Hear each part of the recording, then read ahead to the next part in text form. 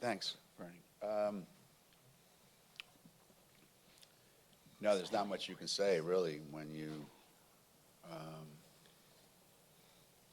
see something like that, the way it kind of transpired. There's really no way to adequately describe it, because it's just a feeling. We just had something going on that's kind of hard to capture, and we were able to capture it and hold on to it for a long, long time. And it started off, the first 3 or 4 possessions defensively, and we kind of set a tone for how we wanted it to go, and we made hardly any mistakes at all defensively, and that just got everything going down the other end. And for the most part this season, when Lou gets it going early and makes some shots early, it just changes everything for our team, because she just has the ability to just blow games wide open. And the confidence that we get from that just spills over into everyone else. And we're the same team that shot 38% for long stretches last night. And tonight, we shoot 70%. So a lot of it has to do with, the way Lou shot the ball. But more importantly, it's the way she played, not just the way she shot the ball. That was more important to me. And, and Napheesa, obviously, did what Napheesa does. And, she didn't get many shots tonight because Lou shot it every time she got it. But sometimes that happens. Last time after South Florida, Napheesa took every shot. So at least they're conscientious of each other. Please raise your hand as we have microphone holders, and we'll now take questions for the student athletes. Katie Lee, can you just describe what that zone was like today? And I mean, did the basketball feel small and the basket feel like an ocean, and when did you know you had it going? Well, I think the thing that kind of helped me out was I didn't start off the game focusing on threes, and I've kind of been doing that in the past couple games, and it hasn't been going well. So I tried to focus on just playing, and they were kind of going in, and I kept shooting it. It felt good, and I was getting open shots, and my teammates kept giving me the ball, so I was going to keep shooting until – actually, I was going to keep shooting.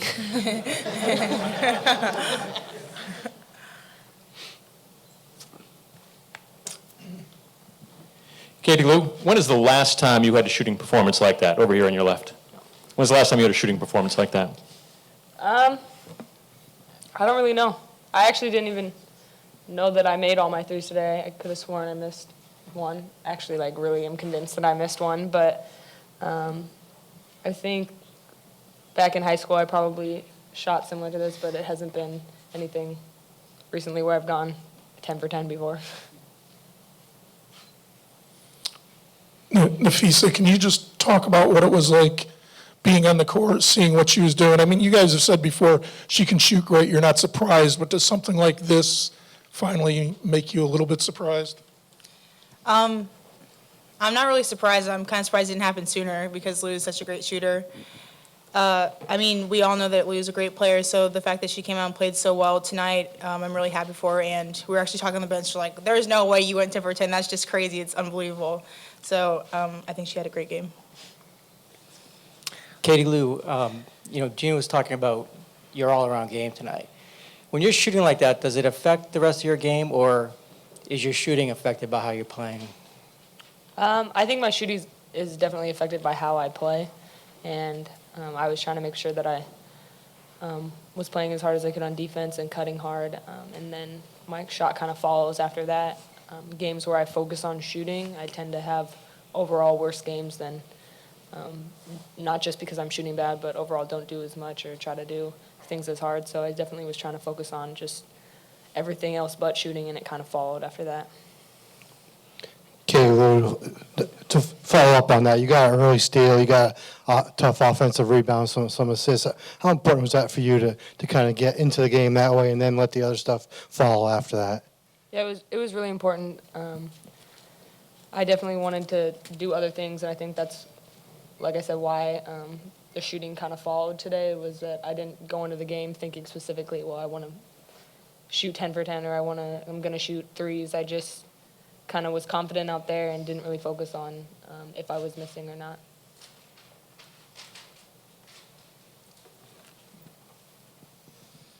Katie Lou, overall, the game, the way you guys performed, did it almost feel surreal? You guys, nobody's supposed to win a championship game like that. Or did you just feel like, you know what, this is who we really are when we play well?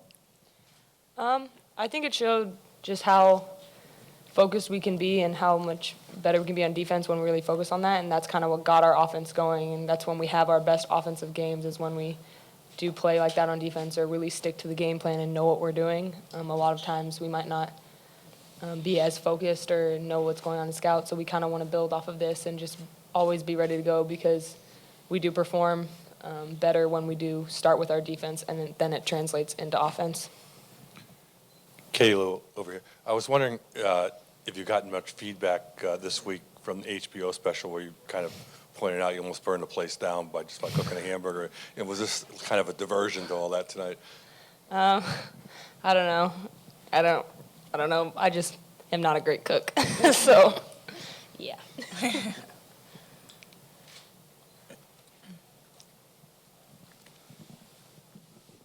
Napheesa, can you just comment on this team's record in the American Conference?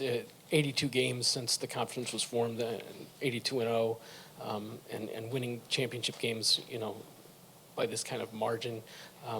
What kind of pride does the team take in that, and where do you feel this conference stands going into the NCAA tournament?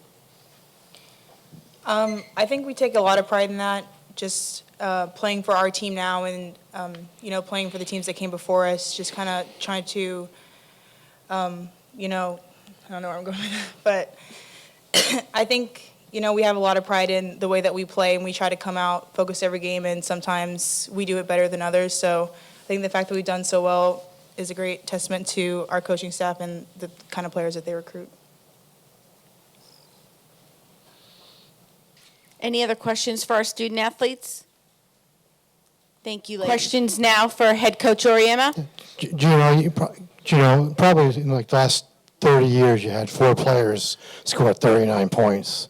You've had 2 in a week, 2 different players do it. It seems kind of hard to fathom that could happen. Just your thoughts on kind of having 2 so different players able to contribute like that.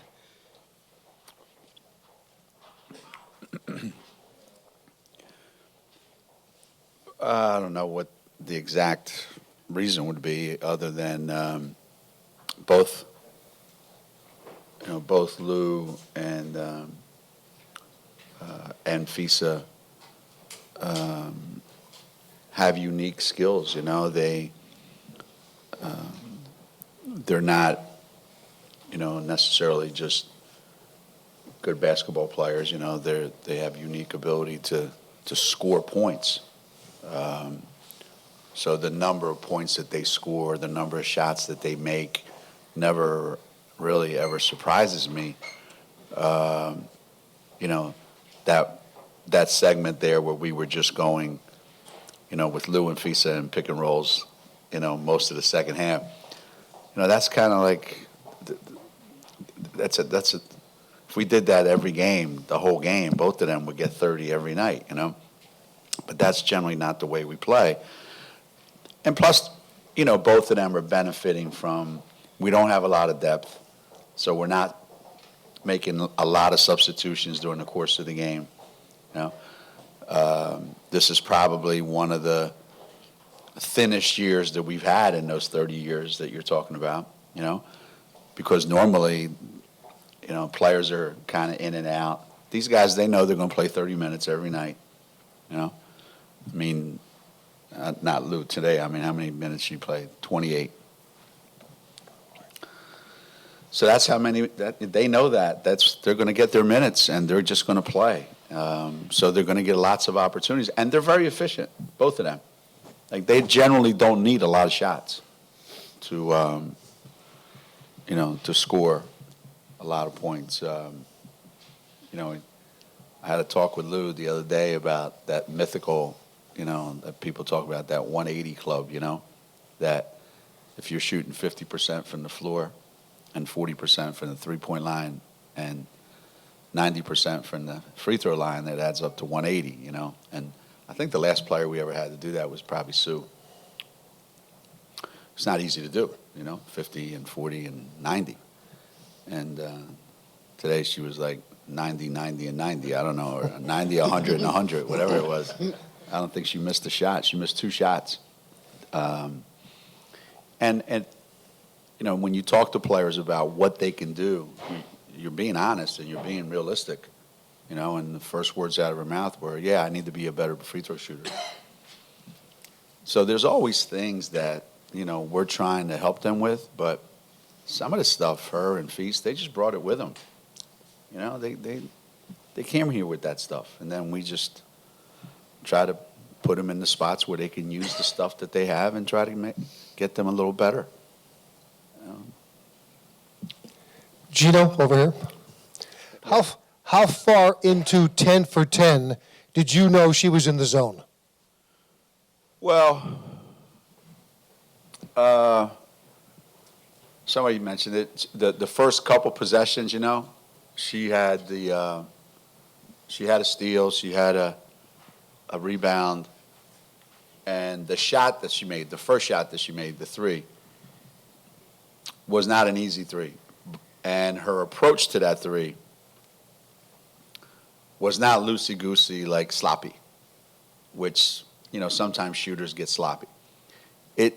It was really tight, and it was really, like, solid. And I thought, And then the next 2 were exactly the same. And I've seen her when she gets like that. It's a thing to watch, man, because you know, she probably could have got 50 at least tonight. But by the time that first quarter ended, you know this was going to be a different kind of night for Lou. Different kind of night. Geno, you said just a couple days ago that this was a pretty good team, and you were very hesitant about saying, pretty soon I'm probably going to have to say they're a good team or a very good team. Did you step over that line today? Well, I thought today we played great. You know, I thought today everything we tried to do panned out. You know, every defensive call, every switch, every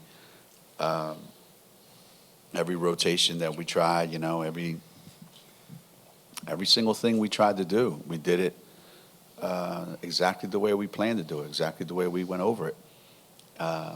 The offensive stuff, same thing. This is what we want to do. This is how we want to do it. This is where we want our shots to come from. And it happened. Well, none of that stuff happened last night. So it's not like last night we went in and going, listen, we're going to really do a good job tomorrow night. Tonight we're going to be lousy. So it doesn't always work out that way. But today, they were pretty locked in. And are we great? Are we not great? Are we almost great? Are we pretty good? We've been good enough to win every game. And every time they need to be like better than good, they've been better than good. What more can I say about them? Coach, Jose's teams have been, you know, one of the best have been one of the best in the conference over the years. But for some reason, it just seems like you guys just can turn it on offensively against his teams more than anybody else. Is it the competition that you know that it's Jose and they're a good team, the best in the conference, other than you guys? Or what is it that you guys seem to just really light him up? You know, that's a good question because ever since 1985 or whenever it was, whenever the Final Four was in L.A. one year, it was 85, no, or 93, I don't even know when the heck it was. Final Four was in L.A. And I remember running into Jose, and he was just taking over the program. And he said, hey, you know, we'd like for you guys to come down to our place. And I said, sure. You know, and we happened to be in Florida, and we played them, and we had Dan and Taurasi, so whatever those years were, late 90s, early 2000. And then they came up to our place for the very first game that we ever played them at home. And the game went into overtime. And I remember saying to him, I said, yo, that's it, series is over. You know, you get one game at your place and one game at our place. That's it, we're done. You know, and then obviously they're in our, you know, they joined our league, and a lot's changed since then. But when we tell our players, since we, from the time, you know, whether it was in the Big East or whether it's here, and we said, hey, they're one of the better teams in the league, and they're one of the better teams in the country, and we're gonna treat it as such. And I just think that we've had some really close games with them that have turned out to not be such close games, but were for 30 minutes, 35 minutes. And we've had instances where they don't match up with us very well a lot of times. It's just not a good matchup for them a lot of times. And especially when we've got it going like that, because they can't score enough points. You know, the last couple of years, you know, Courtney Williams was really tough to handle. But we knew she was going to take X number of shots. And Laxa the same way. She's going to take X number of shots. And I think we just have too much offensive firepower for them. That's the best way I could explain it. Geno, you're a strategist. Playing devil's advocate, you're on the opposing team coaching against UConn. What game plan would you implement to stop that skill sets and talent that you have right now? Well, if you gave me the right 5 guys, I would tell you in a heartbeat what I would do. But that might have to wait a month before I tell you that. So if you call me sometime in the middle of April, I'll be happy to have that discussion with you. But there's, you know, every team has its issues. You know, we're no different. We have a way of covering them up, maybe a little bit better than some teams. But we hope that we have some answers for everybody that we play against, and they're not always the same answers because the questions aren't always the same. You know, so depending on who we're playing, we might have to come up with something a little bit different than what we did the game before. And luckily, we have a versatile enough group of players that we can do that. You know, we're not going to play against, you know, UCF the same way we're going to play against USF. They're 2 different teams, 2 different styles of play, and we're not going to play the exact same way. And there's some teams we just don't match up very well against, and it's a struggle. So we just do our best to cover up our warts. Geno, going back to Katie Lou for a second, could you talk a little about her mindset, toughness as a shooter? You know, like someone like Diana's, you know, tough as steel, and Kalena had a perfect shot, and Maya's a natural. What makes her such a great shooter? And, you know, she was 2 for 12 against South Carolina. It was really pretty awful. I mean, how tough is she mentally as a shooter? And just kind of walk me through some of what makes her tick in that way. The discussions that I've had with her, and we had one today at shoot-around, always center on, and today especially, the more you focus in on your ability to shoot the ball, at some point, the more that's going to drag you down as a basketball player. Because your whole identity, when you're labeled a great shooter, your whole identity and your reputation and the image that people have of you is you're a great shooter. And then you start to think, well, I've got to live up to that. And then you miss a couple and you start to, mentally, you start to press, you know? So with shooters like that, whether it was Diana or Maya or, you know, Kalena, obviously, my coaching point with them was always, I'm not interested in how many threes you make. I'm not interested in how many of those over the course of a game or a year. I want to know, like, what else are you going to do when you are not shooting the ball? Because the more you focus on that and you start to take your mind off of that, you'd be surprised how quickly shots start going in. To the point that one spring I had to tell Maya Moore, in every pickup game you play, if I find out that you've taken 1 3 in the following week, you're not going to play anymore in pickup. Because it's such an easy out for kids that are really good shooters. And they never become basketball players. Lou's not any different than, the only one that was different was D. And Maya was different because Maya always, I've said this before, Maya would think something's wrong with the ball. I've said this before. If Maya missed 4 shots in a row, she would ask the manager for a new ball. It's the ball's fault. Diana just, it was inconceivable to her that she could ever miss shots. So she never worried about it because she knew the next one's going in. And Lou, I think Lou, starting as a freshman here, was a little too fixated on how many threes can I make every game. And it affects her. And hopefully, little by little, that doesn't become part of her mindset anymore. That doesn't become how she identifies herself, like, yeah, I'm a great three-point shooter. Because she's capable of being more than that. Today, she played a great basketball game. And she shot the ball great, obviously, but she played a great basketball game today. She guarded the other team's players. She rebounded the ball. She was engaged in the game. You know, she had this look about her that was just different. And I don't think it's because she was making threes. I think that's the reason she made as many threes as she did. She's got a ways to go, don't get me wrong. She's got a ways to go. She is from California, so we got some issues. We'll take one more question. Geno, 82-0 against this conference. You didn't trail for a second during this entire tournament.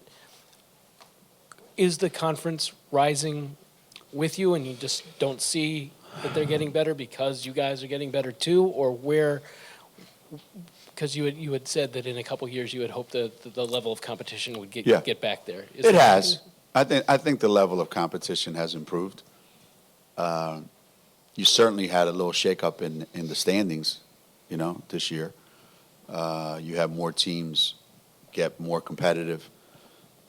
I always said if you take our team out, there's a lot of competitive games being played among everybody else. People have a tendency to forget.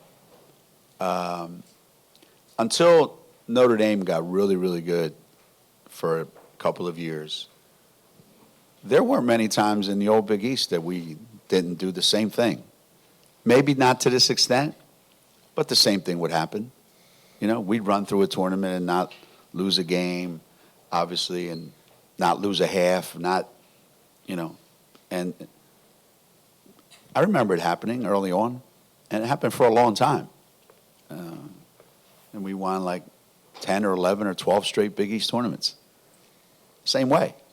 And it took a while, but then after a while, it does change. And does it ever change as fast as you want it to? Probably not. But what ends up happening, though, is schools change coaches, or coaches change the recruiting, or their philosophies change, and next thing you know, you've got a much more competitive environment. The problem that this league is going to have is they're always going to be determined, or they're always going to be viewed as, oh yeah, they're in the league where Connecticut wins all the time. Yeah, well, who wins the Big 12 every year?